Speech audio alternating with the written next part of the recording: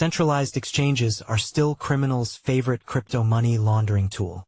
Focusing regulatory energy on mixers while letting exchanges remain the primary fiat gateways for illicit funds is like locking the windows while leaving the front door wide open, argues Dr. Philipp Fritsche, managing director of Oak Security.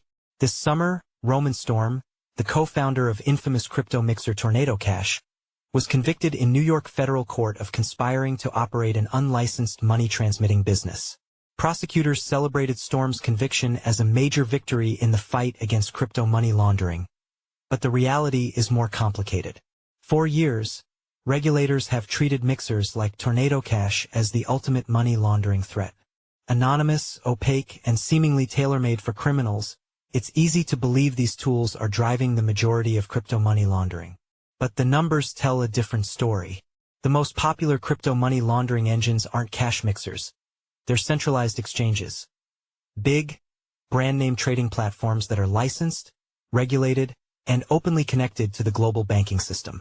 These exchanges appear highly regulated and well-supervised, touting compliance teams and know-your-customer (KYC) verification checks.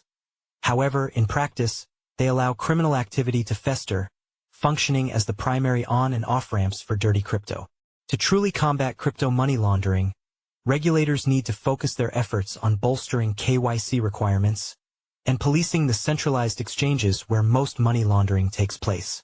Throughout 2024, the majority of illicit crypto funds were routed to centralized exchanges, according to a 2025 Chainalysis report. Centralized exchanges are where criminals turn to convert their dirty crypto into spendable cash. They are the final step in most laundering schemes, the point where illicit funds are swapped for dollars, euros, or yen and moved into real banks. Criminals gravitate to these platforms for the same reason legitimate traders do: liquidity, speed, and global reach.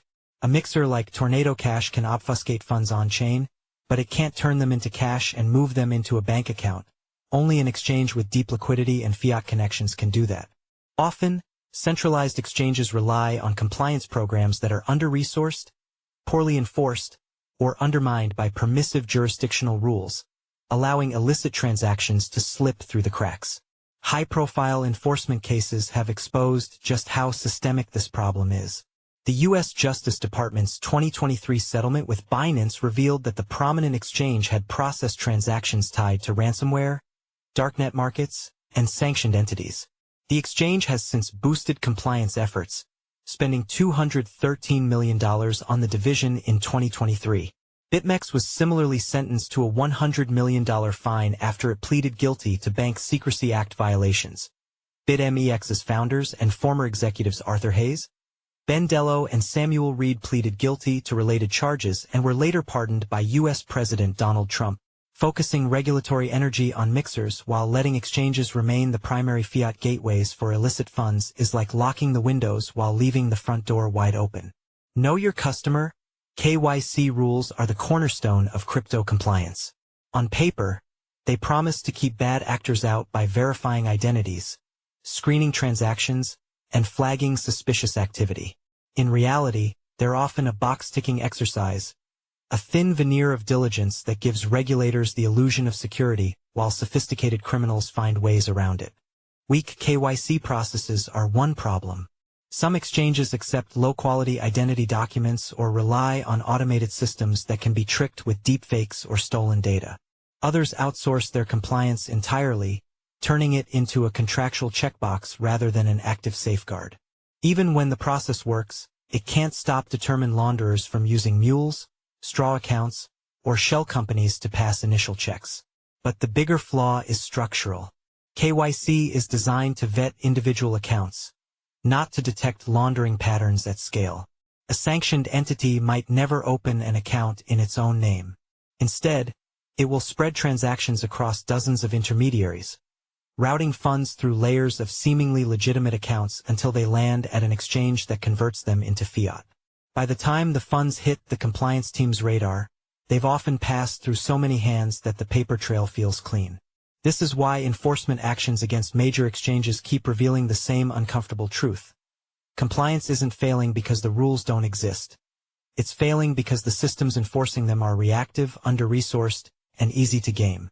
Centralized exchanges will always be attractive targets for launderers because they sit at the junction of crypto and fiat. That makes enforcement not just a matter of policy, but of design. Real progress means moving beyond symbolic KYC checks to systems that detect laundering patterns in real time, across accounts and across jurisdictions. That starts with resourcing compliance teams to match the scale of the platforms they monitor. It means closing legal loopholes that let exchanges operate from permissive jurisdictions while serving high-risk markets, and holding executives personally accountable for fraud when controls fail.